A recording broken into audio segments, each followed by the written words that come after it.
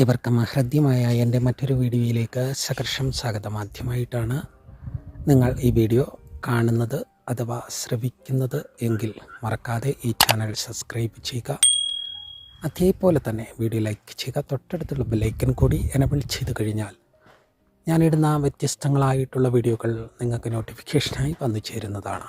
മറക്കാതെ ശ്രദ്ധയോടുകൂടി ആചരിക്കുമെന്നുള്ള ശുഭാപ്തി വിശ്വാസത്തോടുകൂടി എല്ലാവരും സുഖമായിട്ടിരിക്കുന്നു എന്നുള്ള വിശ്വസ്തയോടുകൂടി ഇന്നത്തെ പ്രതിപാദ്യ വിഷയത്തിലേക്ക് ചരിക്കുകയാണ്. അന്നേരം ഇന്നത്തെ പ്രതിപാദ്യം എന്ന് പറയുന്നത് പൈങ്കിനി ഉത്തരം എന്ന വിശേഷ ദിനഭാവത്തെക്കുറിച്ചാണ്. 2025 ഏപ്രിൽ മാസം 11-ാം തീയതി ആണ് പൈങ്കിനി ഉത്തരമായി ആചരിക്കപ്പെടുന്നത്. ഈ ദിനത്തിൻ്റെ സവിശേഷത എന്ന് പറയുമ്പോൾ ശ്രീരാമചന്ദ്രൻ സീതാദേവിയെ പാണിഗ്രഹണം ചെയ്യണ ദിനം, ദേവസേനയെ ശ്രീ മുരുകൻ പാണിഗ്രഹണം ചെയ്യണ ദിനം, ശ്രീ പരമേശ്വരൻ മഹാദേവിയെ പാണിഗ്രഹണം ചെയ്യുന്ന ദിനം തുടങ്ങി ഒട്ടേറെ സവിശേഷതകൾ ഉള്ള ഒരു ദിനഭാവമാണ് പൈങ്കിനി ഉത്തരം എന്ന് പറയുന്ന ദിനഭാവം. അത് ഈ ദിനത്തിൽ അതീവ ശ്രദ്ധയോടുകൂടി നമ്മൾ ഒട്ടേറെ കർത്തവ്യഭരിതമായിട്ടുള്ള ഉപാസനാഭാവത്തിൽ ഒരു ദിനം മാറ്റിവെക്കുകയാണ് എന്നുണ്ടെങ്കിൽ സംശയമൊന്നും വേണ്ട, അടുത്ത ഒരു വർഷം നമുക്ക് സുഗമമായി പോകുന്നതിന് സാധിക്കും എന്നുള്ളതാണ്. ഉപരി പറഞ്ഞു കഴിഞ്ഞാൽ ധർമ്മശാസ്താവിൻ്റെ വിശേഷ ദിനം കൂടിയാണ് പൈങ്കിനി ഉത്തരം. അന്നേരം ഇത് എങ്ങനെയാണ് ആചരണം എന്ന് പറയുമ്പോൾ 3 ദിനം അനുഷ്ഠിക്കണം എന്ന് വെച്ചാൽ നാളെ തന്നെ വ്രതാനുഷ്ഠാനം തുടങ്ങണം. ഒരു നേരത്തെ അരിയാഹാരം ആകാം. പിന്നെ അല്ലാത്ത രീതിയിൽ നമ്മൾ മറ്റ് ഭക്ഷണങ്ങളൊക്കെ ഉൾപ്പെടുത്തി മത്സ്യമാംസാദി മദ്യങ്ങൾ, മയക്കുമരുന്നുകൾ ഇതെല്ലാം നിശേഷം മാറ്റി നിർത്തിക്കൊണ്ട് ആ ഒരൊറ്റ ദിവസം വ്രതാനുഷ്ഠാനത്തിലും ശ്രദ്ധേയമാകാവുന്നതാണ്. ഇനി അതൊക്കെ അവരവരുടെ യുക്തിക്കനുസൃതമായിട്ട് അനുഷ്ഠിക്കുക. അന്നേരം നല്ല രീതിയിൽ ഇത് അനുഷ്ഠിച്ചു കഴിഞ്ഞാൽ നമ്മുടെ ജീവിതത്തിൽ ഉളവായിരിക്കുന്ന പല അനർത്ഥങ്ങളിൽ നിന്ന് നമുക്ക് ജീവിതഭാവത്തെ തിരികെ പിടിക്കുവാനൊരവസരമാണ്.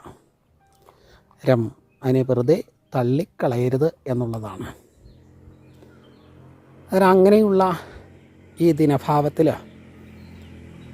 ശ്രദ്ധയോടുകൂടി എങ്ങനെ ആചരിക്കണം എന്നതിനെക്കുറിച്ചാണ് ഇനി പ്രതിപാദ്യം.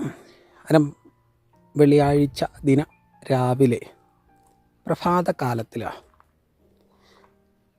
അതീവ ശ്രദ്ധേയമായിട്ടുള്ള നമ്മുടെ ഗ്രഹത്തിൽ പൂജാമുറിയിൽ 5 ദീപങ്ങൾ പ്രകാശിപ്പിക്കുക, നെയ്യ് ഒഴിച്ച് തന്നെ ആകുക എന്നുള്ളതാണ് ഏറ്റവും സുതാര്യമായിട്ടുള്ള കർമ്മം എന്നുള്ളത്. നെയ്യ് ഒഴിച്ചാകുമ്പോൾ നമ്മൾ ചെയ്യുന്ന കർമ്മതലം പെട്ടെന്ന് ഭഗവാനിലേക്ക് എത്തിച്ചേരുവാൻ സാധിക്കും. 5 ദീപങ്ങൾ പ്രകാശിക്കണം. ശേഷം ഓം ക്ലീം നമഃശിവായാം, ഓം ക്ലീം ഉമാമഹേശ്വരായ എന്ന മഹാമന്ത്രം അത് 108 പ്രകാരം ജപിക്കുക. 108 പ്രകാരം ജപിച്ച് ശേഷം തുടർന്ന് അതേപോലെ തന്നെ ഓം ക്ലീം രാമായ, ഓം ക്ലീം ജാനകീരമണായ നമ, ഈ ഒരു മഹാമന്ത്രവും 108 സംഖ്യ ജപിക്കുക. ശേഷം ഓം ഖ്രൂം നമ പരായ ഗോത്രേ നമ ഈ മഹാമന്ത്രം 108 വിധാനത്തിൽ ജപിക്കുക. തുടർന്ന് അതിശ്രേഷ്ഠമായിട്ടുള്ള ഭാവത്തിൽ ഓം വചത് ഭുവേ നമഃ 244 സംഖ്യാവിധാനത്തിൽ അനുഷ്ഠിക്കുക. ഇപ്രകാരം നിങ്ങൾ ചെയ്യുകയാണ് എന്നുണ്ടെങ്കിൽ സംശയമൊന്നും വേണ്ട, ജീവിതത്തിലെ പല വ്യഥകളിൽ നിന്ന് മുക്തി നേടുവാനും ധനം, ഐശ്വര്യം, കളത്ര സുഖങ്ങൾ, ശ്രേഷ്ഠ ഉദ്യോഗ ലബ്ധി, അതേപോലെ ഉദ്യോഗഭാവങ്ങളിലുള്ള സ്ഥാനക്കയറ്റം, വിവാഹ തടസ്സങ്ങൾ മാറുക, അതേപോലെ വിദ്യാപരമായിട്ടുള്ള കഴിവുകൾ, കലാപരമായിട്ടുള്ള കഴിവുകളൊക്കെ ഉയരുവാൻ ഈ ഒരു കർമ്മ പദ്ധതിയാൽ സാധ്യമാകും എന്നുള്ളതാണ്.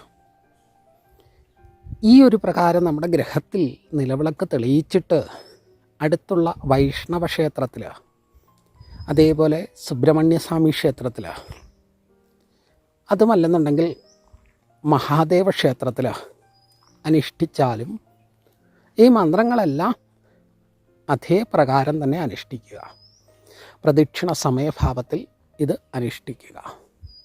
എന്നിട്ട് ഭഗവാന്റെ തിരുസന്നിധിയിലെ തീർത്ഥം സേവ ചെയ്ത് അവിടുന്ന് കിട്ടുന്ന ഭഗവാന്റെ നൈവേദ്യങ്ങൾ ഭോജനം ചെയ്ത് ആ ഒരു ദിവസം ഭഗവാനോടൊപ്പം നമ്മൾ ഭഗവാനായി അങ്ങോട്ട് മാറുക.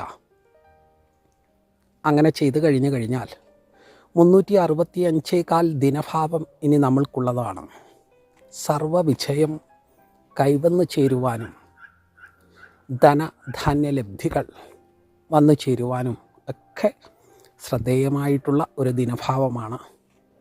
പിന്നെ വിഷ്ണു സഹസ്രനാമം, അതേപോലെ ഷഷ്ഠി കവചമന്ത്രങ്ങൾ, ലക്ഷ്മി മഹാമന്ത്രങ്ങൾ, ശ്രീസൂക്ത മഹാമന്ത്രങ്ങൾ, അതേപോലെ വിഷ്ണു സഹസ്രനാമജപം, അഘോരം, മഹാമൃത്യുഞ്ജയം തുടങ്ങിയ മഹാമന്ത്രങ്ങൾ ഒക്കെ ജപിക്കുവാനുള്ള ഒരു ദിനഭാവം കൂടിയാണ്. ധർമ്മശാസ്താവിൽ ശ്രദ്ധേയമായിട്ടുള്ള നീരാഞ്ജന വിളക്കുകളൊക്കെ ഇത് നമ്മൾക്ക് ക്ഷേത്രത്തിൽ നടത്താവുന്നതാണ്, നമ്മുടെ ഗ്രഹത്തിലും നടത്താവുന്നതാണ്. ഇപ്രകാരം ചെയ്തു കഴിഞ്ഞാൽ ജീവിത ദുഃഖങ്ങളിൽ നിന്നുള്ള ഒരു മോചനം നമുക്ക് ലഭ്യമാകും. ഇങ്ങനെയൊന്ന് ആചരിച്ചു നോക്കൂ. മന്ത്രങ്ങളൊക്കെ ചെല്ലുമ്പോൾ അതാത് പ്രത്യേകതയുള്ള ദിനഭാവങ്ങൾ നോക്കി വേണം അനുഷ്ഠിക്കുവാൻ. ഗുരുദീക്ഷയില്ലാതെ ചെയ്യരുത് എന്നുള്ളതാണ്. ഗുരുദീക്ഷ എന്ന് പറയുമ്പോൾ അത് വലിയൊരു കർമ്മനിധാനമാണ്. ആയതുകൊണ്ട് തന്നെ നമ്മൾ ഈ ഒരു ദിവസത്തെ പ്രാതിനിധ്യം കൽപ്പിച്ചു മാത്രമായിരിക്കണം ഇത് അനുഷ്ഠിക്കേണ്ടുന്നത്. അന്നേരം ആ പ്രധാന ദിനഭാവത്തിൽ ഇത്രയും കാര്യങ്ങൾ അനുഷ്ഠിക്കുക. ബാക്കിയുള്ള ദിവസങ്ങളിൽ അടുത്തുള്ള ക്ഷേത്ര ദർശനങ്ങൾ എന്ന് വെച്ചാൽ നാളെ മുതൽ ബുധൻ ശ്രീകൃഷ്ണ ഭഗവാന്റെ ദിനഭാവമാണ്. അതീവ ചൈതന്യവത്തായിട്ടുള്ള ഭഗവാന്റെ എല്ലാ തേജസ്സും നമ്മളിലേക്ക് വന്നു ചേരുവാൻ ബുധനാഴ്ച, പിന്നെ വ്യാഴാഴ്ച മഹാവിഷ്ണു അതീവ ശ്രദ്ധേയമാകുന്ന ദിനഭാവമാണ്. കുബേര സദൃശനായി ധനം ധാന്യം പശു ബഹുപുത്രലാഭം ശതം സംവത്സരം ദീർഘമായുസ്സും എന്ന പ്രമാണം വ്യാഴാഴ്ച ദിനഭാവത്തിലും, അതേപോലെ വെള്ളിയാഴ്ച സർവ്വ തടസ്സങ്ങൾ, ദുർഗതികൾ, അപായങ്ങൾ, സർവ്വവിഘ്നങ്ങൾ ഒക്കെ നിവർത്തീകരിക്കുവാനും ആയിട്ട് നമുക്ക് ഈ 3 ദിനഭാവങ്ങൾ ശ്രദ്ധയോടുകൂടി മുന്നോട്ട് നീങ്ങാവുന്നതാണ്. ശ്രദ്ധാവാൻ ലഭതേ ജ്ഞാനം. ശ്രദ്ധയോട് നമ്മളുടെ പ്രവൃത്തി ശ്രേഷ്ഠമായി കഴിഞ്ഞാൽ നല്ലൊരു ജീവിതഭാവമായിരിക്കും നിങ്ങളിലേക്ക് വന്നു ചേരുക. അന്നേരം ഈ വീഡിയോ ഏവർക്കും ഇഷ്ടമായി എന്ന് കരുതുന്നു. അന്നേരം മനോഹരമായി തോന്നിയിട്ടുണ്ടെങ്കിൽ മറക്കാതെ ഈ ചാനലൊന്ന് സബ്സ്ക്രൈബ് ചെയ്യുക. അതേപോലെ തന്നെ വീഡിയോ ലൈക്ക് ചെയ്യുക. തൊട്ടടുത്തുള്ള ബെല്ലൈക്കൻ കൂടി എനബിൾ ചെയ്ത് കഴിഞ്ഞാൽ ഞാനിടുന്ന വ്യത്യസ്തങ്ങളായിട്ടുള്ള വീഡിയോകൾ നിങ്ങൾക്ക് നോട്ടിഫിക്കേഷനായി വന്നു ചേരുന്നതാണ്. അന്നേരം മറക്കാതെ ശ്രദ്ധയോടുകൂടി അനുഷ്ഠിക്കുമെന്നുള്ള ശുഭാപ്തി വിശ്വാസത്തോടുകൂടി അടുത്ത മറ്റൊരു വീഡിയോയുമായി വരും വരെ ഏവർക്കും നന്ദി, നമസ്കാരം.